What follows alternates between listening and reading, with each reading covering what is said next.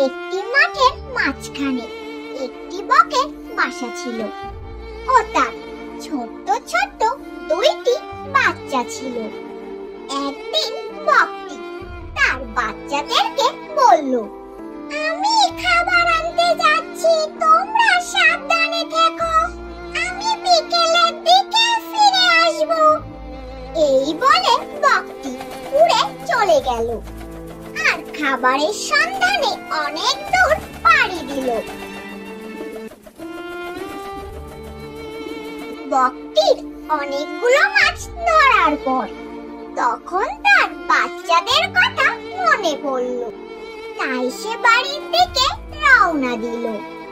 যখন বকটি মাঠের মাঝখানে এলো তখন তার বাসা খুঁজে পাচ্ছিল না, কারণ মাঠে অনেক বড় বড় ঘাস ছিল।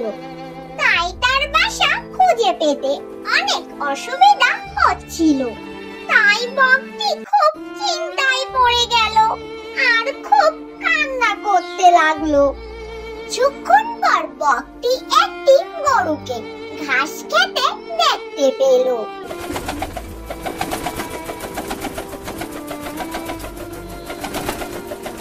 সে গিয়ে গরুটিকে বলল তার বাচ্চাদেরকে দেখেছে কিনা। গরুটা বলল, না ভাই, তোমার বাচ্চাদেরকে আমি দেখিনি।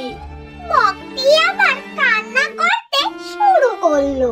তাই দেখে গরুটা বলল, তোমার বাসা কোথায়?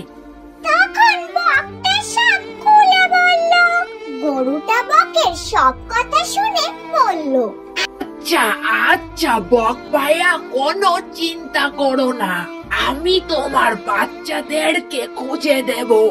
আমি এই মাঠের সব ঘাস খেয়ে নিলে তুমি তোমার বাচ্চাদেরকে খুঁজে পাবে। বলে গরুটা মাঠের ঘাসগুলো খেতে শুরু করলো। কিছুক্ষণ পর মাঠটি পরিষ্কার হয়ে যেতে বকটি তার বাচ্চাদেরকে খুঁজে পেল।